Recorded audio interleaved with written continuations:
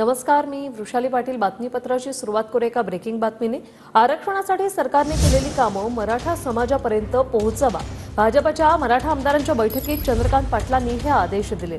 आपण प्रत्यक्षात केलेली कामं मराठा समाजापर्यंत पोहोचवा असं चंद्रकांत पाटील म्हणाले. ओबीसी आणि मराठा समाजाच्या मध्यस्थीसाठी देवेंद्र फडणवीस यांनी पुढाकार घेतला आहे.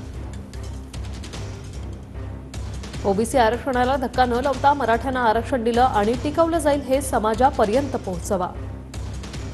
सारथी अण्णासाहेब पाटील आर्थिक महामंडळाच्या योजनांची माहिती तळागाळापर्यंत पोहोचवा. मराठा समाजासाठी घेतलेले निर्णय समाजापर्यंत पोहोचवण्यात भाजप कमी पडलं, याबाबत बैठकीत चर्चा. असंतोष भारतीय जनता पार्टीबद्दल आहे.